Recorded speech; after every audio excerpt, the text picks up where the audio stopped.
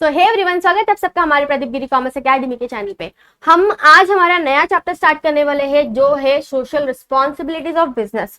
अब एक्चुअली अगर चैप्टर का नाम देखेंगे that is social responsibilities of business. Social मतलब सोसाइटी, रिस्पॉन्सिबिलिटी मतलब हमारी क्या जिम्मेदारी बनती है बिजनेस की, मतलब हमारी नहीं, बिजनेस की क्या जिम्मेदारी बनती है टुवर्ड दी सोसाइटी। अब भैया वो बिजनेस वाला बोलेगा कि मैं अपना कमा रहा हूँ, अपना खर्चा कर रहा हूँ, तो मैं सोसाइटी को क्यों दूं। अब फॉर एग्जाम्पल बिजनेस क्या आइसोलेशन में परफॉर्म होती है, नहीं ना। अब फॉर एग्जाम्पल मैं बिजनेस खोलना चाहती हूँ, मैंने बिजनेस सोचा है कि मैं एक बिजनेस ओपन करती हूँ। अब मैं एक अपना बिजनेस एक सुनसान एरिया में अगर ओपन करूंगी जहां पे कोई रहता ही नहीं है, क्या मेरा बिजनेस वहां चल पाएगा? नहीं ना, बिकॉज मुझे कंज्यूमर्स चाहिए, मेरे को एम्प्लॉयज चाहिए, मुझे 10 चीज और चाहिए। तो वो सब चीजें मुझे कहाँ से मिलती है? सोसाइटी की तरफ से, एनवायरमेंट की तरफ से। तो हमारे जो चैप्टर हमें बोल के आ रहा है कि that is social responsibilities of business, कि बिजनेस की क्या जिम्मेदारी बनती है कि हम सोसाइटी के लिए कुछ करें, एनवायरमेंट के लिए कुछ करें, लोगों के लिए कुछ करें। अब इस सोसाइटी में क्या क्या आते हैं? बहुत सारी चीजें आते हैं। हमें कंज्यूमर कहाँ से मिलते हैं? हमें सोसाइटी से मिलता है। हमें रॉ मटेरियल कहाँ से मिलता है? हमें सोसाइटी से मिलता है। हमें एम्प्लॉयज कहाँ से मिलते हैं? हमें सोसाइटी से मिलते हैं। Man power, human resource, machine, कुछ भी हो कहां से मिलता है? भाई सोसाइटी से मिलता है ना, चाहे वो गवर्नमेंट की हो। अब बोलेंगे गवर्नमेंट क्यों? गवर्नमेंट तो हमारे लिए बनी, अब वो हमारे लिए मदद करेगी तो हम उनको क्यों करें? आपको बिजनेस खोलना है, लाइसेंस चाहिए, कौन देगा? गवर्नमेंट देगा। आपको अलग अलग रूल्स रेगुलेशन जो सब चीजें रहती है, जो लॉ रहती है, आपको अपना बिजनेस कहां पर करना है, कैसे करना है, कौन से एक्ट के अंदर करना है, कंपनीज एक्ट 2013 के हिसाब से करना है, पार्टनरशिप एक्ट 1912 के हिसाब से करना है, 1932 के हिसाब से करना है। तो वो सब हमें कौन बताता है? गवर्नमेंट बताती है ना। कहीं ना कहीं हमारी जिम्मेदारी नहीं बनती कि हम करें। अब अगर आप 10 चीजें अगर सामने वाले से ले रहे हो तो आपको इन रिटर्न देना पड़ेगा ना। फॉर एग्जाम्पल अगर कोई बिजनेस छोड़ देते हैं, अगर एज ए ह्यूमन बींग हमारी रिस्पॉन्सिबिलिटी बनती है कहीं ना कहीं हम एनवायरमेंट को, कहीं ना कहीं सोसाइटी को इन रिटर्न कुछ ना कुछ दें। फॉर एग्जाम्पल हम बोल सकते हैं कि हमारा फर्ज बनता है कि हम अपने एनवायरमेंट को पहले क्लीन रखें। अरे एनवायरमेंट छोड़ो, पहले तो घर को क्लीन रखना सीखो ना। अगर हमारा घर क्लीन है, हम अपने एनवायरमेंट को क्लीन रखेंगे। फॉर एग्जाम्पल अगर हमारे घर पे हमारे पेरेंट्स होते हैं, अब वो पेरेंट्स थोड़ी देर के लिए कहीं जा रहे हैं, तो हमारे घर पे जो हमारे एल्डर्स होते हैं वो हमारा ख्याल रखते हैं। तो मतलब हमारे मम्मी पापा उनको जिम्मेदारी देके जाते हैं कि हम जब तक नहीं आते आप घर का ध्यान रखो, और जो छोटे बच्चे मतलब जो आपके छोटे भाई बहन है आप उसका ध्यान रखो। वो रिस्पॉन्सिबिलिटी आपके ऊपर रहती है। एज अ ह्यूमन बींग, अगर मैं बिजनेस की बात भी नहीं करती हूँ, मैं एज अ ह्यूमन बींग बात करती हूँ, तो मेरा क्या ये फर्ज नहीं होता कि मैं सोसाइटी के लिए कुछ करूँ? मतलब फॉर एग्जाम्पल मैं अपने एनवायरमेंट को क्लीन रखूँ, मैं ज्यादा पॉल्यूशन क्रिएट ना करूँ। फॉर एग्जाम्पल मेरे पास मेरी खुद की पर्सनल व्हीकल है बट मैं पब्लिक व्हीकल्स यूज कर सकती हूँ। फॉर एग्जाम्पल मैं ट्री प्लांटेशन कर सकती हूँ। एटलीस्ट हमारे जो जिस एनवायरमेंट पे रहती हूँ मैं उस एनवायरमेंट को क्लीन रख सकती हूँ। मैं ज्यादा गंदा नहीं करूंगी, ज्यादा पॉल्यूट नहीं करूंगी। ये सब चीजें एज ए ह्यूमन बींग मेरी चीजें फर्ज बनती है, बिकॉज कहीं ना कहीं मैं सब चीजें कहाँ से ले रही हूँ? सोसाइटी से ले रही हूँ ना। अब फॉर एग्जाम्पल आप अपनी फैमिली को कहीं ना कहीं हेल्प कर सकते हो ना, बिकॉज आपके डेली के डेली जो खर्चे होते हैं, आपकी जो भी जरूरत की सामान होती है, जो भी एक्सपेंडिचर्स होता है वो कौन देता है? आपकी फैमिली आपको प्रोवाइड करती है। तो क्या आपका ये फर्ज नहीं बनता कि आप अपने फैमिली को कुछ दो? मैं ये नहीं बोल रही कि आप अभी इस एज में तो आप कमाना चालू कर दो। आप बोलेगा यार मैं तो 10 साल का, अब मैं क्या कमाने जाऊंगा, क्या अपनी फैमिली को दूंगा? तो ये नहीं ना। एटलीस्ट आप क्या कर सकते हो? अपनी फैमिली को कहीं ना कहीं घर के काम हेल्प कर सकते हो, पापा को आप अपने ऑफिस के रिलेटेड काम में हेल्प कर सकते हो, मतलब कहीं ना कहीं हेल्प कर सकते हो। आपकी रिस्पॉन्सिबिलिटी बनती कि नहीं बनती कि आप कहीं ना कहीं अपने पेरेंट्स, अपने चाहे वो एनवायरमेंट हो चाहे कुछ भी हो, इन रिटर्न आपको दो। आपने ये चीज तो सुनी है ना, गिव एंड टेक रिलेशनशिप। अगर कोई पर्सन आपसे बोलेंगे चलना निकलना, मुझे तुझसे बात नहीं करना, अरे चल जा रहे। अगर हम इस टोन में किसी से बात करते हैं तो सामने वाला हम लोग से आप पे करके बात करेगा, अरे नहीं ठीक है आप जाइए मैं बाद में बात करता हूँ। ये कोई स्टेटमेंट? अगर आप जिस तरीके से लोगों से बात करोगे तो सामने वाला भी उस तरह से आपसे बिहेव करेगा ना। जिस तरह से आपने किया उस तरह से सामने वाला रिएक्ट करेगा। अगर आप किसी से तू तड़ाक कर रहे हो तो वो आपको आप तो नहीं बोलने वाला या तुम तो नहीं बोलने वाला। अगर आप सामने वाले से आप पे बात करोगे तो सामने वाला भी आपसे अच्छे से बात करेगा। मतलब कहीं ना कहीं गिव एंड टेक रिलेशनशिप चलता है। हमारी जो पूरी दुनिया है ना वो गिव एंड टेक रिलेशनशिप पे चलती है। ऐसा नहीं कि आप हर बार करोगे और सामने वाला, मतलब आप है कि आप सामने वाला आपको 10 बार चीज दे रहा है बट आप उसको कुछ इन रिटर्न दे ही नहीं रहे हो, तो क्या फायदा? सो दिस इज हमारा कि ये जो हमारा ये कंसेप्ट है कि हमें गिव एंड टेक रिलेशनशिप, जो ये एक चीज है, हमारी दुनिया इसी पे चलती है। अगर आप कुछ ले रहे हो ना बार बार, तो आपका फर्ज बनता है कि इन रिटर्न आपको कुछ देना पड़ेगा। हमने as a human being, as अगर हम अपने फैमिली मेंबर है या एज अ फ्रेंड, हम बोल सकते हैं कि अगर कोई भी रिलेशन हो, अगर हम अगर कोई भी दो रिलेशन है, चाहे वो कोई भी रिलेशन हो, अगर हम बार बार एफर्ट्स दे रहे और सामने से नहीं आ रहा है तो हम बोलेंगे ना खत्म, अब तुझे एफर्ट्स नहीं डालने हैं, कोई तुझे फीडबैक नहीं देना है। या फॉर एग्जांपल तू कुछ सामने से कोई अगर इन रिटर्न अगर तू कुछ नहीं कर रहा तो मैं क्यों करूं तेरे लिए बार बार, तो ये होगा ना। सो अभी as a human being, as a person, as a member, हमने देखा कि हमारी कहीं ना कहीं फर्ज बनती है कि अगर हम 10 चीज सामने वाले से ले रहे तो हमारा फर्ज है कि हमें भी इन रिटर्न कुछ देना चाहिए। सो अब बिजनेस का भी ये फर्ज होता है कि बिजनेस 10 से सोसाइटी से लेती। For example raw materials, human resource, man power, machines, employees, government बोलूँ, देन हमारे जो लेबर्स होते हैं, मतलब कुछ भी, ये दुनिया भर की चीजें कहाँ से ले रहे हैं? जो सप्लायर्स आते हैं, डीलर्स आते हैं, ये क्रेडिटर्स, जो इन्वेस्टर्स आते हैं, जो ओनर्स आते हैं, वो सब कहाँ से आते हैं? सोसाइटी से आते हैं। अब ये जो लोग हैं, ये जो हमारी सोसाइटी, हमारी जो एनवायरमेंट है, तो हमारा फर्ज बनता है कि हम इन रिटर्न उनको कुछ दें।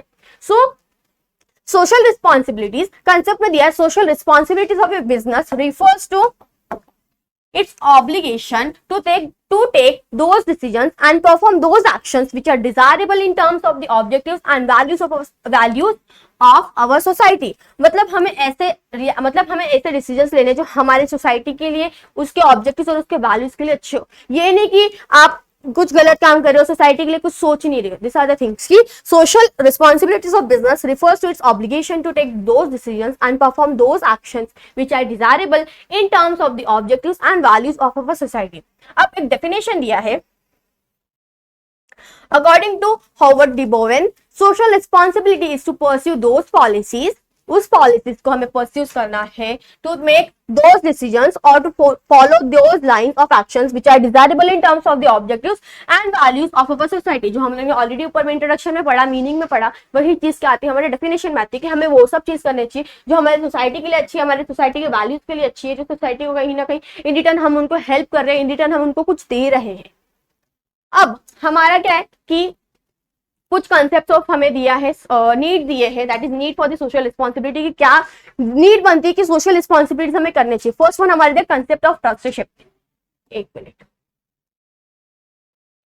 ओके, फर्स्ट वन दिया हमारा कंसेप्ट ऑफ ट्रस्टशिप। अब ये जो हमारा चीज है ना, ये हमारे जो महात्मा गांधी जी है, ये कंसेप्ट है, ये कौन लेके आया? हमारे महात्मा गांधी जी लेके आए। इन्होंने बोला कि हमारे सोसाइटी में जो एज अ बिजनेसमैन है, जो बिजनेसमैन एज अ बिजनेसमैन नहीं, हमारे सोसाइटी में जो बिजनेसमैन है, जो काम करते हैं, जिनका बिजनेस है, वो हमारे सोसाइटी के ट्रस्टीज होते हैं। इट मीन कि अगर वो कहीं ना कहीं जो इनकम कमा रहे हैं, जो अपना प्रॉफिट लेके आ रहे हैं, तो ऐसा नहीं उन्होंने अपनी प्रॉफिट कमाया और अपना प्रॉफिट है ना चलते बने।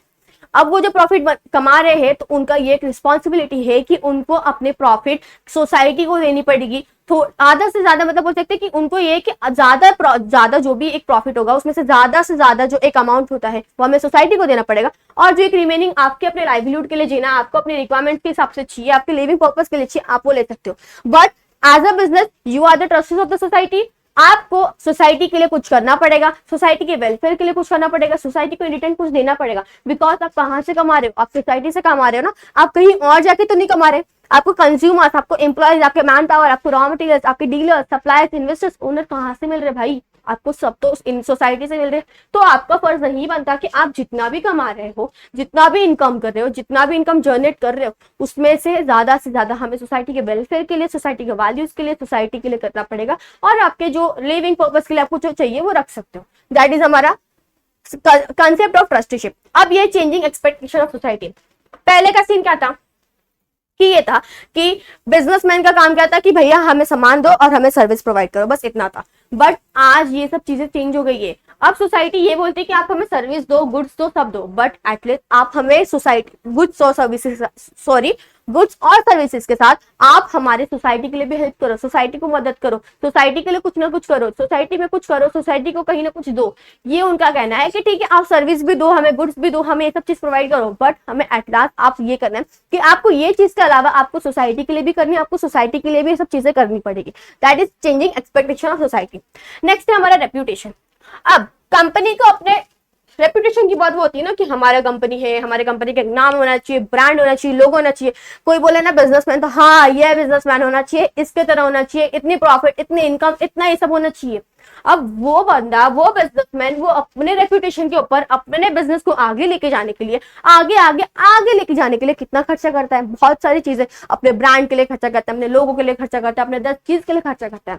अब आप अपने ये सब चीजें छोड़ के अगर आप सोसाइटी को कुछ कर रहे हो, सोसाइटी को मदद कर रहे हो, आप सोसाइटी के लिए कुछ ना कुछ कर रहे हो, आप सोसाइटी के लिए एजुकेशन के लिए आप खोल रहे हो, या आप कोई हॉस्पिटल्स खोल रहे हो, आप डोनेशन दे रहे हो, ये सबसे भी सोसाइटी को तो फर्क पड़ता है। ये सबसे भी सोसाइटी से मतलब सोसाइटी में आपके बिजनेस का रेपुटेशन बढ़ेगा कि हाँ ये बिजनेस ने हमें डोनेशन दिया, ये वाले बिजनेस का हॉस्पिटल, इन्होंने हॉस्पिटल खोला, इन्होंने एजुकेशन दी, ये लोगों को एजुकेशन प्रोवाइड कर रहे हैं, इन्होंने हॉस्पिटल्स हम लोग को बनवा के दिया।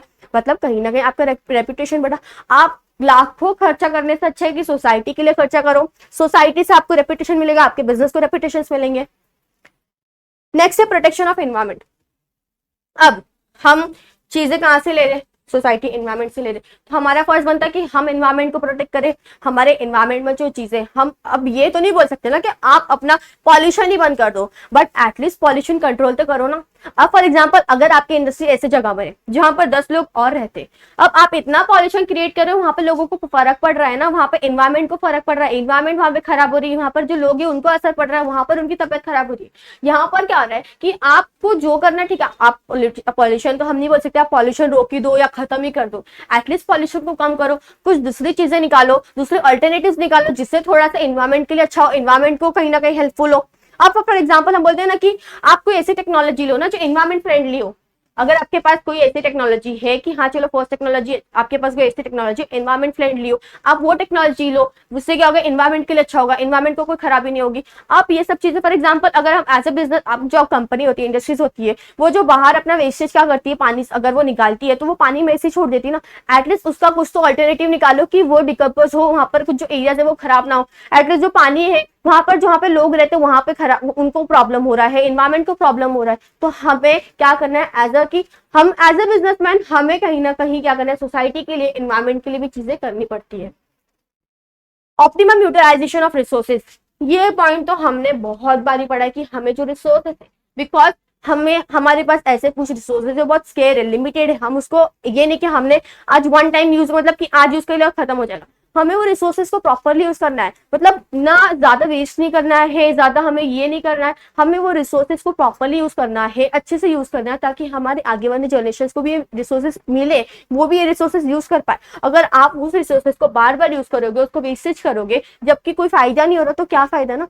अगर आप रिसोर्सेज को आपको जो यूज करना है, आपका रिजल्ट नहीं बन रहा, बस आप वेस्टेज करते जा रहे हो, तो क्या फायदा। Then pressure of trade union. Pressure trade union बोले तो मतलब एक एम्प्लॉयज होता है ना, एम्प्लॉयज का एक अपना ग्रुप होता है, जैसे कि जैसे मोर्चा निकालते हैं, तो एम्प्लॉयज क्या करेंगे, अपना एक ग्रुप बनाएंगे और वो क्या करेंगे, फॉर एग्जाम्पल कि अगर मैनेजमेंट है, अगर मैनेजमेंट अपने एम्प्लॉयज को अगर वो अच्छी चीजें नहीं दे रही, अच्छी ट्रीटमेंट नहीं दे रही, अच्छी वर्किंग कंडीशंस नहीं दे रही, अच्छी बोनस सैलरीज बोल सकते हैं, कुछ भी हो, चाहे वो सैनिटेशन फैसिलिटीज हो या कैंटीन फैसिलिटीज हो, ड्रिंकिंग फैसिलिटीज हो, वेंटिलेशन फैसिलिटीज हो, कोई भी फैसिलिटीज हो, चाहे वो सैलरी रिलेटेड फेयर रेम्यूनरेशन हो, सैलरी वेजेस कुछ भी हो, अगर वो सब चीजें अगर उनको प्रॉपर नहीं देगी तो एम्प्लॉयज तो उनके खिलाफ जाएंगे, मोर्चा निकालेंगे, कहीं ना कहीं वो उनको बोलेंगे, तो इट क्रिएट, तो हमारा as a businessman as a ये कि हम अपने टुवर्ड दी कि हम टुवर्ड्स दी सोसाइटी, मतलब टुवर्ड्स दी हम अपने एम्प्लॉयज के लिए क्या करें, ये सब चीजें करें, हम उनको उनके बेनिफिट्स दे, उनको जो एटलीस्ट चाहिए रहता है, उनकी जो रिक्वायरमेंट है वो हमें फुलफिल करनी चाहिए। नेक्स्ट है हमारा ग्रोथ ऑफ कंज्यूमर मूवमेंट।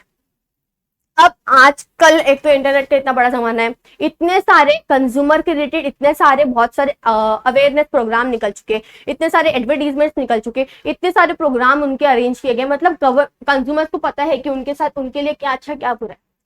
अब एज अ कंज्यूमर हमें पता है कि हमें हमारे लिए क्या अच्छा है क्या गलत है, मतलब कहीं ना कहीं ये बिजनेसमैन की रिस्पॉन्सिबिलिटी होती है कि हम बिजनेस के लिए मतलब कंज्यूमर के लिए अच्छी चीजें करें। फॉर एग्जांपल अगर वो गलत चीजें करेंगे तो कंज्यूमर आवाज उठा सकता है, उसके खिलाफ कंप्लेन कर सकता है, उसके खिलाफ वो केस फाइल कर सकता है कि नहीं। तो यहाँ पर एज अ बिजनेसमैन आपकी रिस्पॉन्सिबिलिटी ये बनती है कि आप ओरिएंटेड पॉलिसी, मतलब कि आप गलत काम ना करो, प्रॉपरली लोगों को सप्लाई करो, प्रॉपर चीजें दो, अच्छी चीजें दो, जो हम बोल सकते हैं कि गुड क्वालिटी सर्विसेज दो, गुड क्वालिटी प्रोडक्ट्स दो, ये सब चीजें दो, बिकॉज कंज्यूमर्स को पता है कि उनके राइट्स क्या है। Government control. अब आपको बिजनेस चलाना है, आपको बिजनेस ओपन करना है, ये सब चीजें आपको कौन हम बोल सकते हैं कि आपको ये सब कौन आपको अप्रूव करता है, गवर्नमेंट करती है। तो यहाँ पर गवर्नमेंट कंट्रोल, बिकॉज अगर आप कुछ गलत करोगे, वी नो कि हम किसके अंडर काम करते हैं, गवर्नमेंट के अंडर काम करते हैं, हमें पता है कि हमारे रूल्स एंड रेगुलेशंस क्या है, हम कौन से रिस्ट्रिक्शंस के अंदर काम कर रहे हैं। अगर हम गलत काम करेंगे, स्मगलिंग कर रहे हैं, अगर कुछ और गलत काम कर रहे हैं, तो हमारा क्या होगा, लाइसेंस कट होगा, सॉरी, हमारा लाइसेंस कैंसिल हो जाएगा, हम अपने जॉब खो बैठेंगे। तो ये सब चीज क्या होता है कि गवर्नमेंट कंट्रोल होती है। तो हमारा ये होता है कि हम प्रॉपर काम करें, हम अच्छे से काम करें। हमारा काम है कि हम गवर्नमेंट के लिए भी कुछ ना कुछ इन रिटर्न उनको दें।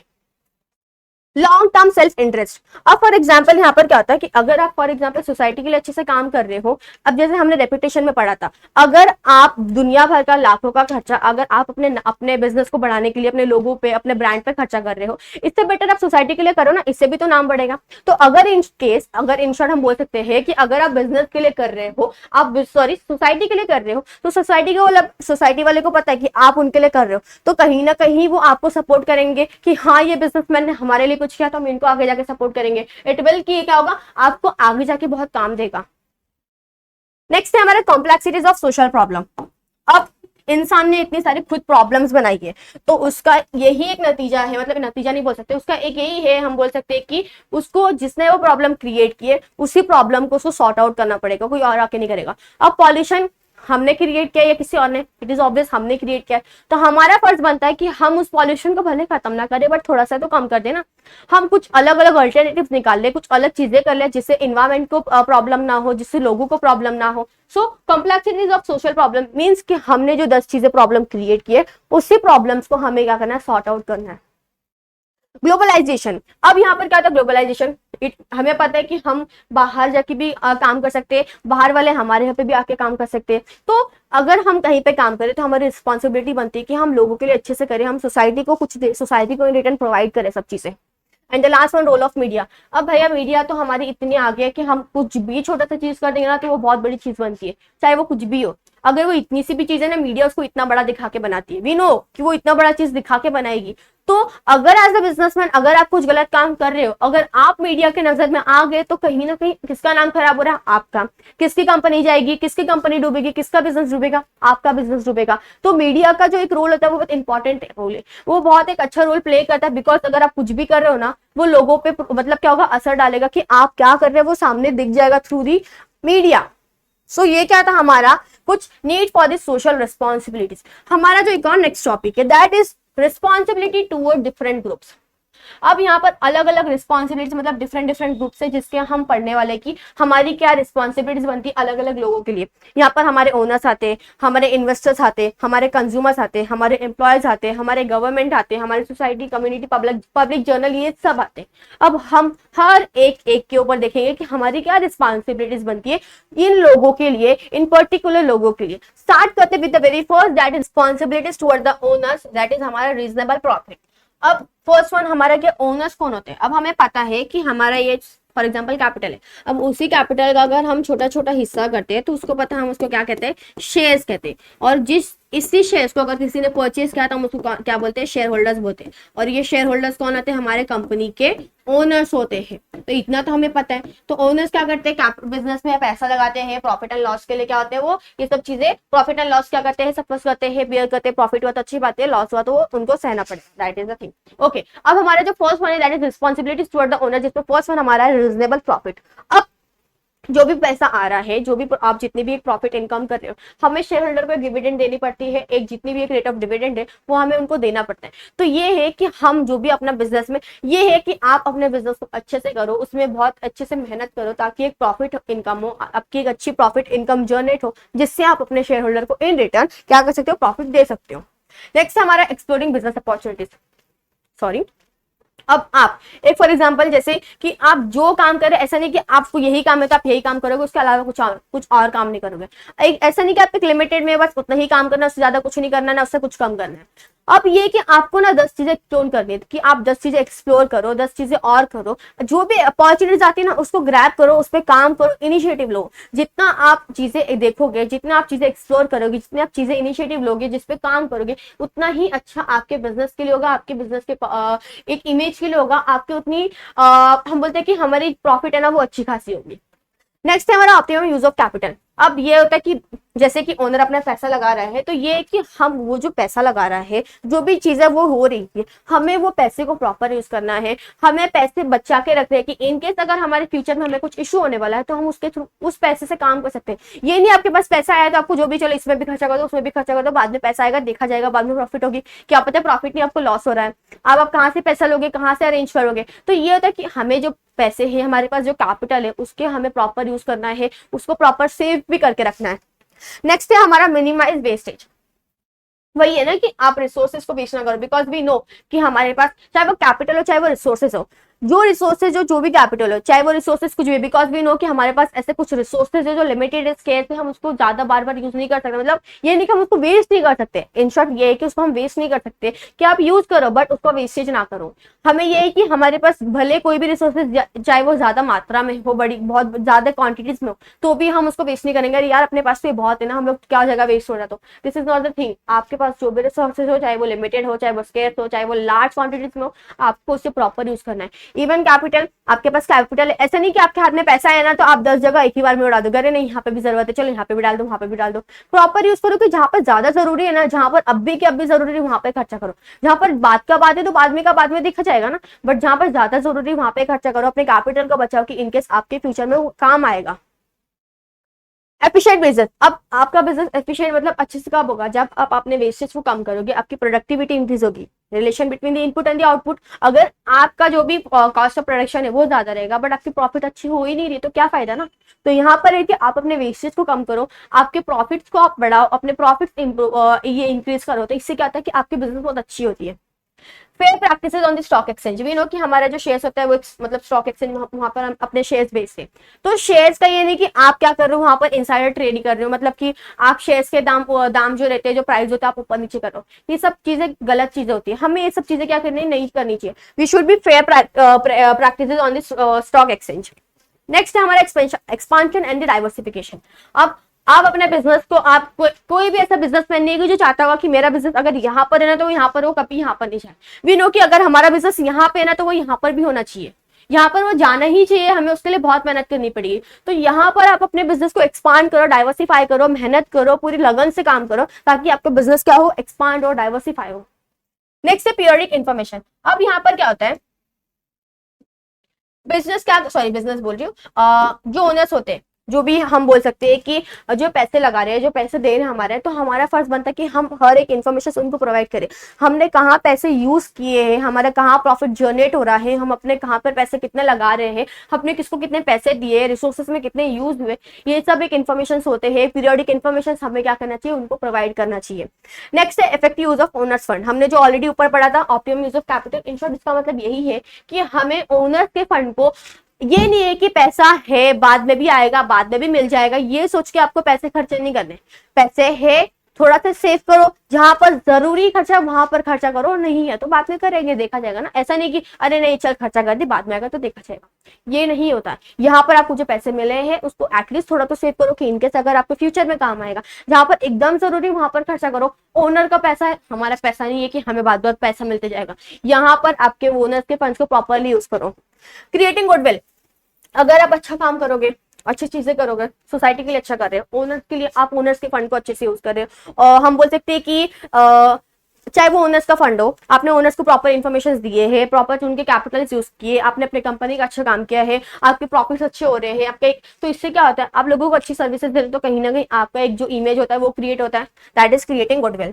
अब हमारा जो नेक्स्ट वन है कि हमारी responsibility towards the investors. Investors कौन होते हैं, जो हमारे भैया का हम बोल सकते हैं कि हमारे बिजनेस में पैसा लगा रहे हैं। अब वो पैसा लगा रहे मतलब कहीं ना कहीं हमें उनको भी कुछ ना कुछ इन रिटर्न देना पड़ेगा। अब वो पैसा लगा रहा है, अब फॉर एग्जांपल अगर हम उनको कुछ इन रिटर्न नहीं देंगे तो कल को वो पैसा लगाएगा। अब हमारे बिजनेस को पैसा कौन दे रहा है, इन्वेस्टर। अगर हम उनके साथ धोखाधड़ी करेंगे और उसको पता चल गया कि हमारे साथ धोखाधड़ी कर रहा है, दगाबाजी कर रहा है, आस्तीन का सांप बना हमारा, तो उसको अगली बार जाके वो इन्वेस्टर उसको क्या करेगा, पैसा लगाएगा, उसकी कंपनी में नहीं लगाने वाला। तो रिस्पॉन्सिबिलिटीज टुवर्ड द इन्वेस्टर, जिसमें फर्स्ट वन हमारा क्या दिया है, प्रॉपर कंडक्ट ऑफ मीटिंग। अब यहाँ पर क्या होता है कि जो भी इन्वेस्टर से जो पैसा लगा रहे हैं, तो यहाँ पर एक मीटिंग रखनी चाहिए, एक प्रॉपर मीटिंग होना चाहिए, एक नोटिस देनी चाहिए कि हम मीटिंग रखने वाले हैं, जो भी चीजें रहेंगे रिलेटेड टू द जो पैसा रहता है, जो भी इन्वेस्टर्स है वो कहीं ना कहीं हमारे कंपनी का हिस्सा होते हैं, हमारे कंपनी में पैसा लगाते हैं, हमें प्रॉपर मीटिंग कंडक्ट करना चाहिए, प्रॉपर चीजें डिस्कस करनी चाहिए, प्रॉपर चीजें डिस्कशन करनी चाहिए, मीटिंग रखनी चाहिए, कॉन्फ्रेंसेस रखने चाहिए। नेक्स्ट है रिटर्न्स ऑन इन्वेस्टमेंट। जैसे ये था कि अगर वो पैसा लगा रहा है, जैसे हमें ये था कि हमें ओनर्स को क्या करना है, उनको डिविडेंड देना है, एक रेट ऑफ डिविडेंड देना है, वैसे ही यहाँ पर अगर वो पैसा लगा रहा है, इन्वेस्टमेंट कर रहा है, तो कहीं ना कहीं उसको इंटरेस्ट मिलना चाहिए, उसको रिटर्न मिलना चाहिए, उसको भी कहीं ना कहीं एक जो हमारी अगर हमारे कंपनी में प्रॉफिट आ रहा है तो वो हमें पैसा कहाँ से आया, इन्वेस्टर से आया। हमारे कंपनी में जो भी पैसे की रिक्वायरमेंट थी वो किसने किया, इन्वेस्टर्स ने किया। तो हमें जो भी प्रॉफिट आ रहा है उस प्रॉफिट में से हमें कुछ ना कुछ इंटरेस्ट हमारे इन्वेस्टर्स को क्या करना पड़ता है, देना पड़ता है। So that is return on investment. Handling grievances, that is उसके प्रॉब्लम की जो भी प्रॉब्लम होते हैं इन्वेस्टर्स की, चाहे कोई भी प्रॉब्लम हो, उसके प्रॉब्लम को सुनना, उसकी प्रॉब्लम चाहे कुछ भी हो, अब वो प्रॉब्लम चाहे वर्क करे या जरूरी है ना जरूरी कुछ भी हो, पहले उसकी प्रॉब्लम को सुनो, अगर वो वैलिड है तो ठीक है, नहीं वैलिड है तो दो भी ठीक है, बट एटलीस्ट उसकी प्रॉब्लम को सुनो, उसकी प्रॉब्लम को समझो, उसकी प्रॉब्लम क्या वो कहना चाहता है, उसकी क्या प्रॉब्लम है, क्या इश्यू, उसको सुनो, समझो, सॉल्व करो। Maintain transparency. अब ट्रांसपेरेंसी मेंटेन करना चाहिए कि जो भी पैसा, मतलब ऐसा नहीं हो रहा है कि उसने पैसा लगाया और आप उस पैसे को गलत यूज कर रहे हो, कहीं स्मगलिंग कर रहे हो, कोई दूसरा काम कर रहे हो, माल प्रैक्टिसेस कर रहे हो, कुछ भी गलत काम नहीं करना चाहिए। उसने जो पैसे लगाए हैं, आपने वो पैसे कहाँ यूज किए हैं, कैसे यूज किए हैं, किसको दिया है, कितने रिसोर्सेस पे लगाया है, किसको कितना देने वाले हैं, बिजनेस में कितना जाने वाला है, कितना सेव कर रहे हैं, ये सब चीजें पूरे ट्रांसपेरेंट होनी चाहिए इन्वेस्टर्स के लिए। इन्वेस्टर्स पैसा लगा रहा है, इन्वेस्टर्स का हक बनता है कि उसके पैसे कहाँ जा रहे हैं। Proper disclosure of information, same वही है कि जो जैसे मैंने बोला कि पैसे दिया इन्वेस्टर्स ने, ठीक है, उसने तो दिया, आपने पैसा कहाँ यूज किया, रिसोर्सेज पे, मशीन्स पे, एम्प्लॉयज पे, जो भी आपके लेबर्स है, जो भी रिसोर्सेस है, डीलर्स के साथ, क्रेडिटर्स के साथ, जो भी सारी चीजें, ये सब क्या होता है कि आपने जो भी अपने पैसे लगाए हैं, जहां पे खर्चे करते हैं, वो हर एक पीरियडिक इन्फॉर्मेशन हमें क्या करना पड़ता है, जो प्रॉपर इन्फॉर्मेशन है वो सब हमें क्या करना पड़ता है, हमें दिखाना पड़ता है, किसको, हमारे इन्वेस्टर्स को। अब ऐसा नहीं कि आप उसको अंधेरे में रख रहे हो, आप उसको कुछ बता नहीं रहे, उसका ये हक बनता ही है कि भैया आप उसको पूरे इन्फॉर्मेशन दोगे। मेंटेन सॉल्वेंसी एंड प्रेस्टीज की आप एक बैलेंस रखो ना, कि आप ये कि सॉल्वेंसी प्रेस्टीज रखो, कि जो भी चीजें हैं सब अच्छे से करो, एक बैलेंस रखो, आप किसी के साथ धोखाधड़ी नहीं कर रहे हो। अब हमारा नेक्स्ट वन आता है, अब हमारी रिस्पॉन्सिबिलिटीज टुवर्ड द एम्प्लॉयज क्या बनती है। अब एज ए एम्प्लॉय तो मेरे को क्या है कि भैया मुझे अच्छी सैलरी दो, मैं जहां काम कर रही हूँ अच्छी वर्किंग कंडीशन हो। अब हम बॉस का तो नहीं बोल सकते ना हमारे बॉस खड़ूस है या अच्छे है, बहुत अच्छे, हम बॉस को तो नहीं बोल सकते, बट जहां काम कर रहे हैं वहां हमारी सैलरी, हमारे वेजेस, हमारी वर्किंग कंडीशन, सैनिटेशन हो गया, चाहे कैंटीन फैसिलिटीज हो गए, जॉब सिक्योरिटी हो गया, या हम बोल सकते हैं बहुत सारी चीजें हो गया ना, ये सब चीजें हमें मिलनी चाहिए। एज ए एम्प्लॉय में ये सब चीजें हमारा हक होता है कि हमें प्रॉपर चीजें मिलनी चाहिए। आप उसे 10 घंटा 8 घंटा एकदम घिसा के काम करवा रहे हो, बट उसको इन रिटर्न जितना उसको मिलना चाहिए आप उसका आधा भी नहीं दे रहे हो, तो क्या फायदा ना। सो हमारी responsibilities toward the employees, first one हमारा जॉब सिक्योरिटी। अब फॉर एग्जांपल दो कंपनी है, दो कंपनी में से एक कंपनी ने बोला ठीक है आप हमारी कंपनी में, मतलब आप किसी भी एम्प्लॉयज को अगर आप अपने कंपनी में रख रहे हो ना, उसको एक लंबे टाइम के लिए रखो। एटलीस्ट अगर आप लंबे टाइम के लिए नहीं रख रहे हो उसको, एटलीस्ट आप बोल सकते हैं कि आप जितने टाइम के लिए भी रख रहे हो आप उसको एटलीस्ट बताओ कि आप हमारी कंपनी में 6 महीने हो, 1 साल हो, 2 साल हो, 1.5 साल हो, 5 साल हो। फॉर एग्जाम्पल अगर दो कंपनी, एक कंपनी ने बोला कि आप हमारी कंपनी में 5 साल के लिए काम करो, दूसरी कंपनी ने बोला कि हम आपको गारंटी नहीं दे सकते हमारी कंपनी में आप कितने टाइम तक काम करो, तो क्या एज ए एम्प्लॉय आप कहाँ जाओगे, जहां पर आपको जॉब सिक्योरिटी मिल रही है। अब अगर आप इस कंपनी में चाहते हो जहां पर आपको जॉब सिक्योरिटी नहीं दे रही, तो आपका टेंशन रहेगा ना, यार ये कंपनी मुझे कब निकाल देगी, अब मैं क्या करूँ। फिर आप अपने जो आपके जो भी सीवी रहेंगे, रेज्यूमेस हो गया, आप अलग अलग बिजनेस में अलग अलग कंपनी में लेके घूमते रहोगे, तो यहाँ पर क्या होता है, एक जो फोकस होना चाहिए अपने काम को लेकर वो आपको नहीं रहेगा। तो हमें एज ए एम्प्लॉय हमें जॉब सिक्योरिटी देनी चाहिए। फिर रेम्यूनरेशन। अब ऐसा है कि हम जो काम कर रहे हैं, जितना काम कर रहे हैं, उस काम की जितनी वैल्यू होती है ना उतनी देना चाहिए, कि इसकी वैल्यू इतनी ना तो उतनी वैल्यू हमें दो, इससे कम भी नहीं इससे ज्यादा भी नहीं। फॉर एग्जाम्पल अगर एक ही लेवल पे अगर 3-4 लोग काम कर रहे हैं, उसमें से अगर 4 लोग को उतनी वैल्यू मिल रही है बट एक लोग को उतनी वैल्यू नहीं मिली, मतलब फेयर रेम्यूनरेशन नहीं है। यहाँ पर उनके साथ क्या हो रहा है, दगाबाजी हो रहा है, मतलब दगाबाजी डिस्क्रिमिनेशन हो रहा है ना। अगर इनको प्रॉपर मिला तो इसको क्यों नहीं मिल रहा। तो यहाँ पर फेयर रेम्यूनरेशन की जो जितना काम कर रहा है उसकी जितनी वैल्यू होती है उसको इतना मिलना चाहिए। Healthy and safety measures.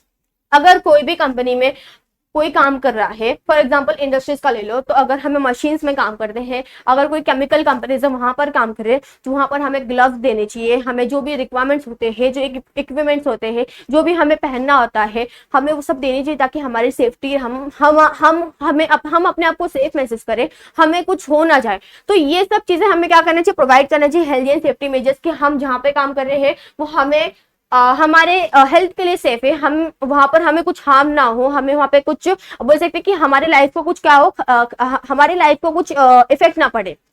Next है हमारा गुड वर्किंग कंडीशन। अब आप फॉर एग्जांपल कंपनी में जा रहे हो ना, वहां पर अच्छी वर्किंग कंडीशन है, ना पानी का है, ना वेंटिलेशन है, ना कैंटीन फैसिलिटी है, कुछ भी नहीं है। आप जहाँ पे काम कर रहे हो ना प्रॉपर आपको बैठने के लिए दिया है, ना प्रॉपर कैबिन दिए है, ना प्रॉपर चेयर्स दी है, ना प्रॉपर आपको पीसीस वगैरह दिया है, फाइल वगैरह कुछ, मतलब आप वहाँ पे काम करोगे नहीं ना। हम जाते तो वी नो कि हमें एक प्रॉपर कैबिन चाहिए होता है, कैबिन एक प्रॉपर प्लेस चाहिए होता है, वहां पर एक प्रॉपर चेयर होना चाहिए, पीसीस होने चाहिए, प्रॉपर सारी चीजें होनी चाहिए वहां पर, ताकि हम काम करें तो हमें अच्छा लगे। अगर आप स्कूल में जाओगे, अगर आपके पास मतलब होता है ना कि आप कैसे कि हम प्रॉपर, अगर हम किसी एक अगर फॉर एग्जांपल अगर मैं स्कूल की बात करूंगी, तो हमें पता ना कि हमें एक प्रॉपर बेंच होना चाहिए, एक अच्छे से बस हमारा एक बोर्ड होना चाहिए, आजू बाजू मस्त बेंचेस होने चाहिए, एसी चलना चाहिए, फैन चलना चाहिए, लाइट्स होनी चाहिए, ये सब चीजें होनी चाहिए। तो एज अ कि हम जहां पर भी कंपनी में काम कर रहे हैं वहां पर अच्छी वर्किंग कंडीशन होनी चाहिए। Recognition of the trade union.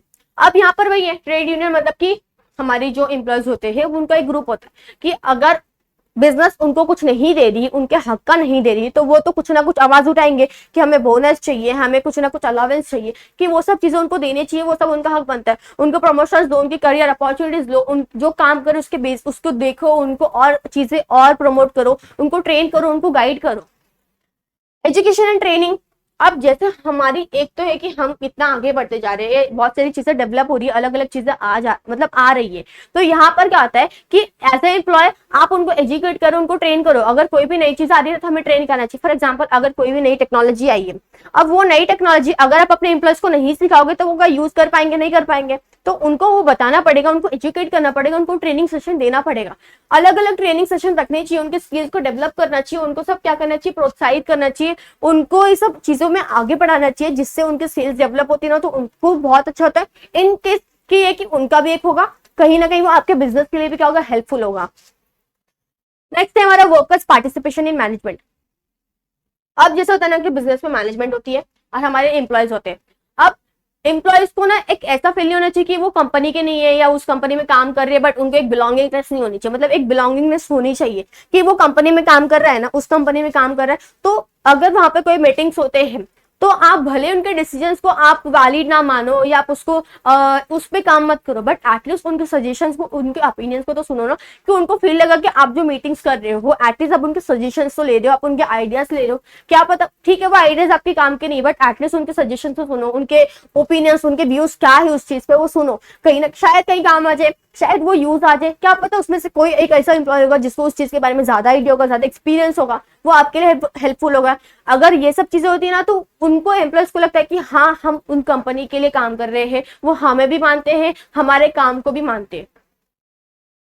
Next है हमारा promotion and the career opportunities. वही है कि आप फॉर एग्जाम्पल कि आप उनको उनका काम देखो, उनके काम की बेसिस के ऊपर, और मतलब उनके काम के बेसिस के ऊपर जज करो। आप अगर वो अच्छा काम करें उनको प्रमोशन दो, उनकी करियर अपॉर्चुनिटीज दो, वो सब चीजें क्या करो, उनको प्रोवाइड करो। प्रॉपर ग्रीवेंसेस मतलब वही है कि एम्प्लॉयज की क्या प्रॉब्लम है। अगर इट इज ऑब्वियस कि अगर उसको प्रॉपर सैलरी या वेजेस हो गया, गुड वर्किंग कंडीशंस हो गए, सैनिटेशन हो गया, या कोई भी फैसिलिटीज हो गया, अगर वो सब चीजें नहीं है, उनकी क्या प्रॉब्लम है, वो सब प्रॉब्लम सुननी चाहिए। मिसलेनियस मतलब और ऐसे बहुत सारी चीजें, फॉर एग्जांपल फेयर ट्रीटमेंट, कि हमें जो जितने भी हमारे एक बोल सकते हैं कि जो भी एम्प्लॉयज है उनके साथ फेयर ट्रीटमेंट करना चाहिए, सबको इक्वल वेजेस देना चाहिए। कि ये नहीं कि अगर सेम लेवल पे अगर 4 लोग काम करे, 4 लोगों में से 2 लोग को प्रॉपर दिया जा रहा है वेजेस, बट 2 लोग को नहीं दिया जा रहा, मतलब फेयर ट्रीटमेंट नहीं है ना। क्यों भी, बिकॉज अगर एक ही लेवल पे तो एक ही वेजेस होना चाहिए कि वो सबको सेम वेजेस मिल रहा है, अगर वो लोअर लेवल पे तो उनको एक वेजेस मिलना चाहिए, तो यहाँ पर फेयर ट्रीटमेंट होनी चाहिए। ऐसे बहुत सारे मिसलेनियस दिए गए। अब हमारा नेक्स्ट वन है रिस्पॉन्सिबिलिटीज टुवर्ड द कंज्यूमर। भाई अब ये तो है ना, कंज्यूमर को क्या चाहिए कि भैया जो भी प्रोडक्ट वो खरीदे सबसे सस्ते में मिलना चाहिए। अपने को ये होता है वो जो भी चीज मिल रही है वो अच्छी क्वालिटी की होनी चाहिए, हमें हार्म नहीं होनी चाहिए, हमें हमारे लाइफ को कुछ फर्क नहीं पड़नी चाहिए। ये सब चीजें क्या होता है कि हमें एज अ कंज्यूमर हमें मिलना चाहिए। जिसमें फर्स्ट वन हमारे दिया गुड क्वालिटी प्रोडक्ट्स। मतलब हम जो भी प्रोडक्ट्स यूज कर रहे हैं, चाहे वो कोई भी प्रोडक्ट्स हो, वो एक अच्छी क्वालिटी को होनी चाहिए। जो सुपीरियर क्वालिटीज बोलते मतलब इन्फीरियर क्वालिटीज की प्रोडक्ट, एकदम लो क्वालिटीज की प्रोडक्ट हमें नहीं देना चाहिए उनको, कि वो उनको खराब लगे, उनको यूज करने में अच्छा ना लगे। जो भी हम चीजें प्रोवाइड कर रहे हैं, चाहे वो कोई भी प्रोडक्ट हो, वो अच्छी क्वालिटी की होनी चाहिए। नेक्स्ट है फेयर प्राइजेस। एमआरपी के ऊपर तो पहली बात तो चार्ज ही नहीं करना चाहिए, कि जितना एमआरपी उतना लो, उससे ज्यादा आप ले भी नहीं सकते। तो ये होता है कि हम जो भी चीजें चार्ज कर रहे हैं, जो भी प्राइसेस रख रहे हैं, हमें कंज्यूमर के हिसाब से, कंज्यूमर के अकॉर्डिंग जो प्रोडक्ट है उसके अकॉर्डिंग सब चीजें रखना चाहिए। और वो प्राइस बहुत फेयर होना चाहिए, कि बिकॉज वी नो कि कस्टमर्स प्राइजेस पे कितने सारे, बिकॉज उनके लिए वो प्राइस एक चीज मैटर करती बहुत, हमें वो पैसा देना पड़ता है। तो एज ए कंज्यूमर वो प्राइस हमारे लिए जो, sorry price not a price, sorry वो प्राइस क्या होना चाहिए, फेयर होना चाहिए। हमें वो लगना चाहिए कि हाँ ये वो सही प्राइस है। कस्टमर सेफ्टी, अगर फॉर एग्जाम्पल कोई ऐसा प्रोडक्ट है जिसमें वो चीज हम बोल सकते कि ऐसा प्रोडक्ट है, फॉर एग्जाम्पल किसी को डायबिटीज है, अगर आप कोई ऐसे खाने का सामान बेचो जिसमें बहुत शुगर लेवल हाई होगा, और अगर आपने उसमें ये है कि अगर आपने उसमें मेंशन नहीं किया है, जिसको हम एडवर्टाइजिंग के लिए पॉइंट बोल सकते हैं, बट फॉर एग्जांपल अगर आपने उसको वो दिया है और आपने उसमें मेंशन नहीं किया है, तो कहीं ना कहीं वो उसको बोल सकते हैं कि उसके लाइफ को प्रॉब्लम पड़ेगा, उसके लाइफ पे इफेक्ट पड़ने वाला है। सो हमें क्या करना चाहिए, कस्टमर सेफ्टी देखनी चाहिए। हम जो भी प्रोडक्ट यूज कर रहे हैं, चाहे वो कोई भी प्रोडक्ट हो, वो अच्छी क्वालिटी की होनी चाहिए, उसकी प्राइस भी अच्छी होनी चाहिए, बट उसके लाइफ को क्या करना चाहिए, वो असर मतलब कि उसको इफेक्ट नहीं करनी चाहिए। ऑनेस्ट एडवर्टाइजिंग, ये तो बहुत है ना कि एडवर्टाइजिंग, फेयर एंड लवली का एग्जांपल ले लो ना, 7 दिन में गोरे हो जाओगे, आज तक तो मैं नहीं गोरी हुई, उसको लगाना भी छोड़ दिया। सो ऑनेस्ट एडवर्टाइजिंग क्या है, कि हम जो भी प्रोडक्ट यूज करें, मतलब जो भी प्रोडक्ट्स वो दे रहे, एडवर्टाइजिंग क्या, कस्टमर्स को अट्रैक्ट करना। अब वो अलग अलग एकदम एग्जैगरेट करके बढ़ा चढ़ा के बोलेंगे तो कंज्यूमर अट्रैक्ट होंगे, और यूज करने के बाद पता चला कि कुछ भी नहीं हुआ है। तो यहाँ पर क्या होता है ऑनेस्ट एडवर्टाइजिंग में, कि आप जो भी प्रोडक्ट दे रहे हो, जो भी प्रोडक्ट बेच रहे हो, उसकी एडवर्टाइजिंग एकदम ऑनेस्ट होनी चाहिए। आप उसमें कुछ गलत नहीं बोल रहे हो, ये नहीं कस्टमर यूज करने के बाद बोलेगा अरे, या फॉर एग्जांपल आप रिलेटेड टू, अगर आप क्रीम ले लो, रिलेटेड टू ऑयल ले लो, कि आप अपना ये तेल लगाओ, 7 दिन में आपके बाल बढ़ जाएंगे, आपके बाल झड़ना बंद हो जाएगा। आज तक तो कभी नहीं हुआ मेरे साथ, अगर आपके साथ हुआ है, आई डोंट थिंक सो किसी के साथ हुआ भी होगा। तो यहाँ पर क्या होता है कि हम जो भी चीजें यूज कर रहे हैं, वो प्रॉपर एडवर्टाइजिंग, मतलब एक ऑनेस्ट एडवर्टाइजिंग होनी चाहिए। आफ्टर सेल सर्विस, अब ये जो कंज्यूमर के रिलेटेड हम जो टॉपिक अभी पढ़ रहे हैं ना, इसके रिलेटेड हम और ज्यादा चीजें ना हम हमारे नेक्स्ट चैप्टर में पढ़ने वाले। सो consumers that is after sale service. अब ये नहीं कि आपने चीजें दे दी, अब ऐसे कुछ ड्यूरेबल चीजें होते हैं जहां पर हमें ना वो चीजें परचेज करने के बाद हमें कहीं ना कहीं सर्विस की जरूरत पड़ती है। फॉर एग्जाम्पल अगर कोई इलेक्ट्रॉनिक का सामान ले लो, चाहे वो एसी ले लो, टीवी ले लो, मशीन ले लो, ओवन ले लो, माइक्रोवेव, कुछ भी ले लो, यूज करने के बाद शायद भी नो कि हमें उसको सर्विस की जरूरत पड़ती है। हमें फॉर एग्जांपल अगर वो नई नई चीजें तो हमें नहीं आती, तो हम 2-3 बार क्या कर सकते हैं, वहां से हम जहां से हमने परचेज किया, हम वहां से उनको बुला सकते हैं और वो हमें आके समझा सकता है। वो उनका काम होता है, और हमारे ये कहते हैं वो वहां पर वो आए और हमें वो चीज समझाए। भले हम उससे 10 बार पूछे, 20 बार पूछे, बट वो उनको आना चाहिए और हमें वो सब चीजें बताना चाहिए। बिकॉज फॉर एग्जाम्पल अगर हमें मशीन चलाना आते ही नहीं, वॉशिंग मशीन, अब वो आएगा तो एटलीस्ट डेमो देगा। अगर हमें फर्स्ट टाइम में नहीं आया, सेकंड टाइम में, थर्ड टाइम में, 2-3 बार करते करते तो समझ आ जाएगा। तो ऐसा नहीं होना कि आपने जो सामान दे दिया उसके बाद तू कौन मैं कौन वाला सिस्टम नहीं अप्लाई होना चाहिए, कि हाँ चलो हमने सामान दे दिया, अब हम कुछ नहीं कर सकते। आफ्टर सेल सर्विस अगर हम कंज्यूमर को प्रोवाइड करते हैं ना, तो कंज्यूमर और जो बिजनेस होता है, कंज्यूमर और जो सेलर्स होता है, उनकी रिलेशन बहुत अच्छी होती है। फिर कंज्यूमर उसी बिजनेस से, उसी कंपनी से, उसी शॉप से लेना परचेज करेगा, बिकॉज वी नो कि वो कंज्यूमर्स के लिए बहुत अच्छे से करते हैं, उनको आफ्टर सेल सर्विस देते हैं, अच्छी क्वालिटी के प्रोडक्ट देते हैं, अच्छे प्राइसेस रखते हैं। रिसर्च एंड डेवलपमेंट, अब एज ए कंज्यूमर हमें अलग अलग चीजें पसंद है, कि हमें कुछ ना कुछ अलग अलग चीजें अच्छी लगती है, कि हमें नई फीचर्स, अच्छी खासी चीजें पसंद होनी चाहिए। तो हम अगर वही सेम घिसी पिटी चीज बेचेंगे, अगर वही दाल चावल पूरे हफ्ते खाएंगे तो मजा नहीं आएगा ना। मस्त हफ्ते में एक दिन अगर बिरयानी मिल गई तो मस्त मजा आता है। सो एज ए कंज्यूमर हम जो चीजें ले रहे हैं उसमें अलग अलग फीचर्स आने चाहिए, अलग अलग चीजें आनी चाहिए, जिससे हम अट्रैक्ट हो, हम वो चीजें यूज करें। रेगुलर सप्लाई, अब कंज्यूमर्स को अगर रेगुलर सप्लाई मिलता है, कंज्यूमर खुश होते हैं। आज दिया, कल दिया, परसों दिया, उसके बाद दे नहीं रहे, फिर 2 दिन बाद दे रहे हो, फिर 1 दिन बाद नहीं दे रहे हो। अगर वो रेगुलर सप्लाई नहीं होता, कंज्यूमर गुस्सा आता है, कंज्यूमर के मतलब ये होगा कि या तो आपसे परचेस नहीं करेगा, वो किसी और के सेलर के साथ क्या करेगा, वो किसी और सेलर से परचेस करने लगा, फिर उसका रिलेशन किसी और सेलर के साथ हो जाएगा, फिर वो हमेशा वहां से परचेस करेगा। फिर अगर फॉर एग्जाम्पल कभी भी अगर वो रिव्यू किसी, अगर कोई पूछेगा ना कि ये वाला शॉप कैसा है, तो वो तो बोलेगा यार उसके पास तो सामान रहता ही नहीं, तू इधर से ले। तो यहाँ पर क्या होता है कि अगर आप अपना रिलेशन अपने कंज्यूमर के साथ अच्छा रखते हो ना, तो वो आपके बिजनेस के लिए अच्छा होता है। अटेंड कंप्लेंट्स, हमने जैसे देखा कि चाहे वो इन्वेस्टर्स हो, ओनर हो, चाहे वो एम्प्लॉयज हो, हमें उनके ग्रीवेंसेस, उनकी जो भी प्रॉब्लम है सुनने पड़ते हैं और सॉल्व करनी भी चाहिए। यहाँ पर सेम वही होता है कि कस्टमर्स के जो भी इशू होते हैं, जो भी प्रॉब्लम होते हैं, वो एटलीस्ट आप उसको देखो, समझो वो क्या बोलना चाहते हैं, कि उनकी क्या है। Because we know as a consumer हम चीजें ले रहे हैं, हम यूज करें, तो हमें पता है कि वहां पर क्या चीज चेंजेस होने चाहिए, क्या प्राइजेस होने चाहिए, ये सब हमें मतलब हमारी इन्फॉर्मेशन, मतलब जो हमें एक सजेशन, हम जो हमारी प्रॉब्लम है वो हमारी प्रॉब्लम सुननी चाहिए, उस पर वर्क करना चाहिए। ट्रेनिंग, अब ये कि आप उसको कि प्रोडक्ट को यूज करना चाहिए कैसे, डेमोस्ट्रेशन जो होते हैं वो सब उनको क्या करना चाहिए, प्रोवाइड करना चाहिए। अवॉइड कस्टमर एक्सप्लॉइटेशन, मतलब कस्टमर्स को आप ये कहना चाहिए कि आप उनसे ज्यादा प्राइस चार्ज कर रहे हो, आप उनको गलत चीजें दे रहे हो, आप उनके साथ गलत, मतलब आप उनके साथ गलत कर रहे हो। ये सब एक्सप्लॉइटेशन कंज्यूमर के साथ नहीं करना चाहिए। अब हमारा एक और है that is responsibilities towards, last दो बचे रिस्पॉन्सिबिलिटीज। तो यहाँ पे हमारा लेक्चर खत्म होगा। आई नो थोड़ा सा बड़ा लेक्चर है बट बहुत अच्छा लेक्चर है। ये बहुत इजी चैप्टर है, इतना कुछ नहीं है, आप इजीली अपने ओन वर्ड में, अपने ओन लैंग्वेज में लिख सकते हो। आपको जस्ट पता होना चाहिए कि वो टॉपिक क्या है। We know as a social responsibilities of business क्या है कि हमें कुछ ना कुछ सोसाइटी को देना पड़ेगा, सोसाइटी के लिए कुछ करना पड़ेगा। आप सोसाइटी के लिए कुछ करो, ये नहीं बोल रहे कि आप बड़े बड़े स्कूल्स खोलो, आप बड़े बड़े एजुकेशन, मतलब एजुकेशन ये कर लो, या फॉर एग्जांपल हॉस्पिटल्स खोलो, एटलीस्ट डोनेशन तो लो ना, लोगों को हेल्प तो करो। नेक्स्ट है हमारा रिस्पॉन्सिबिलिटीज टुवर्ड गवर्नमेंट, जिसमें फर्स्ट वन दिया timely payment of taxes. Government हमारे लिए कितना कुछ करती है। अब बोलेगा हम गवर्नमेंट के लिए क्यों कुछ करें ना, गवर्नमेंट हमारे लिए करने के लिए बनी है, बट ये सब उनको आपको जब करना है तो वो किससे लेगी, वो आपसे लेगी, तब आपको करके देगी। So responsibilities toward the government, timely payment of taxes, जो भी टैक्सेस होते हैं चाहे वो कुछ भी हो, वो सब आपको प्रॉपर टाइम पे टैक्स पे करना चाहिए। नहीं पे करोगे तो आपको पेनल्टी जो भी लगता है वो आपको क्या करना पड़ेगा, पे करना पड़ेगा। ऑब्जर्विंग रूल्स एंड रेगुलेशन, जो भी मतलब वी नो कि हम एज अ कंपनी हमें पता है कि हम एक प्रॉपर रिस्ट्रिक्शंस में काम कर रहे हैं। अगर हम गलत काम करेंगे हमारी लाइसेंस कैंसिल हो जाएगी, हमारा काम हमारे हाथ से चले जाएगा, हम कुछ नहीं कर पाएंगे। तो हमें रूल्स एंड रेगुलेशंस के अंडर काम करना चाहिए। जो भी रूल्स है, जो भी चीज बनाई गई है गवर्नमेंट ने, हमें उसको फॉलो करना चाहिए, उस चीज को ओबे करना चाहिए। अर्निंग फॉरेन एक्सचेंज, अब यहाँ पर क्या हो रहा है कि हम फॉरेन एक्सचेंज हमें अर्न करना चाहिए। वी नो कि अगर हम ज्यादा इंपोर्ट करेंगे हमारी कंट्री के लिए अच्छा नहीं है, बट अगर हम एक्सपोर्ट करेंगे तो हमारी कंट्री के लिए बहुत अच्छा है। तो हमें क्या करना चाहिए, हमें फॉरेन एक्सचेंज करना चाहिए। हमें वी नो हम ज्यादा फॉरेन एक्सचेंज करेंगे, ज्यादा एक्सपोर्ट करेंगे, हमारी कंट्री के लिए अच्छा, हमारी कंट्री डेवलपमेंट होगी, हमारी कंट्री के लिए और अच्छी चीज होगी, हमारी इकोनॉमी बढ़ेगी, इकोनॉमिक डेवलपमेंट। अब मतलब जो गवर्नमेंट होती है ना, उनका एक टारगेट सेट होता है कि हमें हमारी कंट्री के लिए जो भी रहता है कि जो भी एक टारगेट सेट है कि उनको अचीव करना पड़ता है। तो यहाँ पर वो क्या चाहती है कि बिजनेसमैन उनको कॉपरेट करे, उनको वो सब चीजें में हेल्प करे, ताकि वो अपने टारगेट्स को क्या अचीव कर पाए। बिकॉज वी नो कि अगर हम हमारी कंट्री की डेवलपमेंट होना बहुत जरूरी है। इससे क्या होगा, हमारी कंट्री के लिए अच्छा है ना, कि अगर डेवलपमेंट हो रही तो अच्छी बात है। सो यहाँ पर क्या होता है कि अगर वो एक टारगेट सेट कर रही है तो एज अ बिजनेसमैन आपकी रिस्पॉन्सिबिलिटी बनती है कि आप उनको क्या करो, उनको मतलब कॉपरेट करो। नेक्स्ट है हमारा that is implementing socio economic policies.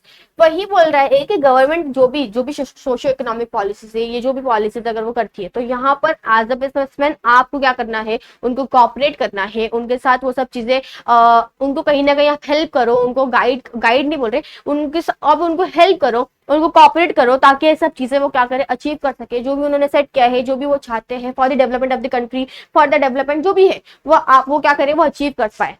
Next suggestion to the government. अब वो जो भी पॉलिसीज बनाती है, बिकॉज वो हमारे लिए पॉलिसीज बनाती है, तो हमें पता है कि हमारे लिए मतलब कि एज ए बिजनेस कि आप अपने बिजनेस में मतलब ये होता है कि हमें पता है कि बिजनेस हम जो कर रहे हैं तो वहां पर वो कैसे होना चाहिए, क्या होना चाहिए, वहां पर कौन सी चीजें आनी चाहिए, वो हमें पता होता है, थोड़ा बहुत तो एक आइडिया होता है। तो अगर कुछ भी गवर्नमेंट कर रही है ना, तो हम सजेशंस दे सकते हैं कि इस पॉलिसी के रिलेटेड कि आप ये सब चीजें ऐड करो, ये सब चीजें रिमूव कर दो। बिकॉज हम वो सजेशंस दे सकते हैं गवर्नमेंट को, इतना हमें वो राइट है कि हम सजेशंस दे सकते हैं। अब वो डिपेंड करता है गवर्नमेंट पे कि वो सब चीजें क्या करती है, वो सुनती है या वो सब चीज को अप्लाई करती है। अगर हम प्रॉपर चीजें, अगर हम वैलिड चीजें बोलेंगे तो इट इज ऑब्वियस कुछ गवर्नमेंट सुनेगी, उस पर काम करेगी। ऐसा नहीं था कि गवर्नमेंट करती नहीं है, अगर हम उनको वो बोलेंगे, अगर वो वैलिड होती भी है एक पॉइंट के लिए, अगर वो एक हद तक वैलिड भी होती है ना, तो वो उस पर काम करती है, वो आपके लिए करेगी। नेक्स्ट है नो फेवर्स। अब जैसे होता है ना कि अंडर द टेबल हम ये क्या होता है कि हमें अपना काम करवाना था, तो हम अंडर द टेबल क्या करते हैं, जो क्या करते हैं, ब्राइब करते हैं गवर्नमेंट को। यहाँ पर हमें गवर्नमेंट को ब्राइब नहीं करना चाहिए। Contributing to the government treasury, मतलब गवर्नमेंट का जो खजाना होता है। फॉर एग्जांपल कभी कभी ऐसे सीन होता है ना कि जहां पर अगर फॉर एग्जांपल डिजास्टर्स हो गए, वो सब चीजों को मैनेज करने के लिए वहां पर लोगों को हेल्प करने के लिए गवर्नमेंट हेल्प करती है। तो गवर्नमेंट का जो खजाना होता है, जो ट्रेजरी होता है, वहां पर आपको कंट्रीब्यूट करना चाहिए कि इनकेस अगर कुछ ऐसा इमरजेंसी केस आता है, इमरजेंसी सिचुएशंस आते हैं, वहां पर गवर्नमेंट क्या करे, उनको हेल्प कर सके। तो दैट इज हमारा रिस्पॉन्सिबिलिटीज टूवर्ड द गवर्नमेंट। अब हमारा एक लास्ट रिस्पॉन्सिबिलिटीज बचा है, दैट इज हमारा responsibilities towards the community, society, public in general, protection of environment. अब इन्वायरमेंट का प्रोटेक्ट करना, ये हम लोग ने ऑलरेडी हमारा concept of need for the social responsibility में पढ़ लिया कि हम अपने हमारे जो इन्वायरमेंट है उसको प्रोटेक्ट कर रहे हैं। ये नहीं है पॉल्यूशन भाई खत्म ही कर दो, पॉल्यूशन करो ही मत, पॉसिबल नहीं है ना। पॉल्यूशन को कम करो, अलग अल्टरनेटिव्स निकालो। आप जो पानी जो नाले में से वीज करते हो, जो ऐसे छोड़ देते हो, जो ऐसे खराब हो जाता है, उसका कुछ अल्टरनेटिव निकालो, कुछ डिकम्पोजिंग का निकालो। अब इतने सारी चीजें वेस्ट होते हैं कि नहीं। फॉर एग्जाम्पल अगर टेक्नोलॉजी इलेक्ट्रॉनिक्स मटेरियल ले लो ना, कितना वेस्ट होता है। अब वो डिकम्पोज तो नहीं हो सकता ना। अगर वो इतनी मात्रा में अगर उसका वेस्टेज हो रहा है और वो ऐसे ही अगर पड़ा हुआ है, एनवायरमेंट को कहीं ना कहीं क्या होगा, वो खराब होगी। आप ऐसी टेक्नोलॉजी निकालो जो इन्वायरमेंट फ्रेंडली हो, जो इन्वायरमेंट के लिए अच्छा हो। तो वी शुड क्या करना चाहिए, हमें हमारे इन्वायरमेंट को प्रोटेक्ट करना चाहिए। Better and the maximum use of resources. हमें पता है कि हमारे रिसोर्सेज को हमें अच्छे से यूज करना चाहिए। हमारे पास चाहे कोई भी रिसोर्सेज हो, मतलब चाहे वो लिमिटेड हो, चाहे वो अनलिमिटेड हो, चाहे वो कुछ भी हो, हम हमारे रिसोर्सेज जो भी हो उसको प्रॉपरली यूज करो, अच्छे से यूज करो, ताकि हम वेस्ट ना करें, हमें प्रोडक्टिविटी इंक्रीज करो एज अ बिजनेस। कि अगर आप अपना एफिशिएंट बिजनेस चाहते हो, आप अपना वेस्टेज कम करोगे तो आपकी प्रोडक्टिविटी क्या होगी, इंक्रीज होगी। Relation between the input and the output. But यहाँ पर आपके जो भी रिसोर्सेज आप उसको प्रॉपर यूज करो, ये नहीं कि आप उसको वेस्ट कर रहे हो। Reservation for the weaker section. अब जो वीकर सेक्शंस आते हैं, जो बैकवर्ड एरियाज के जो लोग होते हैं, जहां पर जिनकी इकोनॉमी थोड़ी वीक्स होती है, उनके लिए क्या होना चाहिए, उनके लिए एक रिजर्वेशन होना चाहिए कि एटलीस्ट उनमें से कुछ ऐसे 10 लोग में से एटलीस्ट आप 4 लोग, 2 लोग, 5 लोग के लिए सीट्स रखो कि उनको वो काम मिले, वो उस चीज के लिए उनको भी वो सब चीज क्या करे, वो अपॉर्चुनिटीज उनको मिले। Development of the backward region. अब अगर आप बिजनेस खोल रहे हो, अगर आप डेवलपिंग एरियाज में ऑलरेडी खोल रहे हो, जहां पर अच्छी खासी बिजनेस है, जहां पर अच्छे खासे एरिया है, जहां पर अच्छे खासे बिजनेस सेक्टर्स है, अगर वहां पे बिजनेस खोल रहे हो, क्या फायदा, वहां पर ऑलरेडी अच्छी खासी चीजें है ना। अब बैकवर्ड एरियाज जहां पर जरूरत है, जहां पर लोग, जहां पर ना कुछ एरिया अच्छे है, ना इंफ्रास्ट्रक्चर अच्छी है, ना लोग को एम्प्लॉयमेंट है, ना लोग को खाने पीने के लिए एक पैसा होता है, ना 2 वक्त का खाना अच्छे से मिलता है, एटलीस्ट आप वहां पर बिजनेस खोलो जहां पर लोगों को काम आए, उनको एम्प्लॉयमेंट मिलेगा, उनके लिविंग स्टैंडर्ड ऑफ लिविंग बढ़ जाएगी, वहां पर इंफ्रास्ट्रक्चर हो जाएगा, अच्छी खासी रोड फैसिलिटीज होगी। तो जो बैकवर्ड एरियाज होता है, बैकवर्ड रीजन होता है, हमें वहां पर बिजनेस खोलना चाहिए। नेक्स्ट है हमारा protest against anti social activities. जो गलत काम करते हैं ना, वो जो गलत काम होते हैं, बहुत सारे गलत काम है, वो गलत काम हमें नहीं करना चाहिए। चाहे वो कोई भी बिजनेस हो, मतलब आप जो भी बिजनेस कर रहे हो, बट आपको गलत काम नहीं करना चाहिए सोसाइटी के लिए। आप कुछ भी हो, आप सोसाइटी से इनडायरेक्टली, डायरेक्टली, आप जो भी हो, आप सोसाइटी से ले रहे हो, तो वो आपको सब गलत काम नहीं करना चाहिए। आप चाहे वो कंज्यूमर्स के रिलेटेड हो, चाहे वो एज ए एम्प्लॉय हो, कुछ भी हो। फाइनेंशियल असिस्टेंस, हमें क्या करना चाहिए, उनको एज अ फाइनेंशियल हम उनको हेल्प कर रहे हैं, उनको चीजें प्रोवाइड करके दे रहे हैं कि हाँ जहां पर जरूरत पड़ रहा है हम उनको सब चीजें प्रोवाइड करके देंगे। Prevent congestion. अब अगर जहां पर 10 बिजनेस काम कर रही है, जहां पर ऑलरेडी 10 बिजनेस, 10 कंपनी, 10 इंडस्ट्रीज काम कर रहे हैं, अगर आप वहीं पे अपना बिजनेस लाके खोल दोगे तो क्या फायदा। आप ऐसी जगह पर लाओ ना, जैसे हमने पढ़ा था कि डेवलपमेंट टू बैकवर्ड रीजन। अगर आप बैकवर्ड रीजन में अपने इंडस्ट्रीज खोल रहे हो तो कहीं ना कहीं उनको एम्प्लॉयमेंट मिलेगा, वहां पे जो उनकी स्टैंडर्ड ऑफ लिविंग वो बढ़ जाएगी। तो अगर आप कंजेशन मतलब एक जगह गर्दी डालोगे तो क्या फायदा। आप ऐसे एरिया में डालो ना जहां पर लोगों को एम्प्लॉयमेंट मिले, जहां पर उनकी स्टैंडर्ड ऑफ लिविंग बढ़ जाए। And the last one that is employment generation. लोगों को काम दोगे, इन शॉर्ट हम बताएं कि अगर हम लोगों को एक एम्प्लॉयमेंट देते हैं, उनके स्टैंडर्ड ऑफ लिविंग बढ़ती है, वहां पर एरिया डेवलप होता है, वहां पर लोग की जो एक होते हैं सोर्स ऑफ इनकम आती है, उनकी लाइवलीहुड अच्छी होती है, 2 वक्त का खाना मिल जाता है। सो ये सब चीजें क्या थी, हमारी responsibilities toward the consumer, investors, owners, consumers हो गए, एम्प्लॉयज हो गए, पब्लिक इन जनरल, ये सब सारी चीजें देखिए कि हमारा फर्ज बनता है कि हम उनके लिए भी कुछ करें। स्टार्टिंग में हमने सोचा हम क्यों करें, बट हम 10 चीज सोसाइटी से ले रहे हैं तो हमें 10 चीज उनको देना पड़ेगा ना। दैट इज हम give and take relationship, because हमारी दुनिया ही गिव एंड टेक रिलेशनशिप पे चलती है। अगर हम सामने वाले से 10 बार ले रहे हैं और इन रिटर्न कुछ देंगे नहीं, तो क्या सोसाइटी कल को हमें वो सब चीज प्रोवाइड करेगी। फॉर एग्जाम्पल कि आप इन्वेस्टर्स, अगर वो आपके कंपनी में 10 बार पैसा लगा रहा है, बट आप उसके साथ अगर आप धोखाधड़ी करोगे, उसको अंधेरे में रखोगे, आप उसके पैसे को प्रॉपर यूज नहीं करोगे, कल को वो इन्वेस्टर्स आपके बिजनेस में पैसा लगाएगा, इट इज ऑब्वियस वो नहीं लगाने वाला है। सो यहाँ पर आपकी रिस्पॉन्सिबिलिटीज बनती है कि आप उनको क्या करो, इन रिटर्न दो। सो यहाँ पर हमारे 2-3 टॉपिक्स थे जो हमने ऑलरेडी कवर अप कर लिया। हमारा नेक्स्ट टॉपिक है, हम नेक्स्ट वीडियो में देखेंगे। आई होप तो आपको वीडियो अच्छा लगा तो प्लीज वीडियो को लाइक करना, शेयर करना। Thank you so much.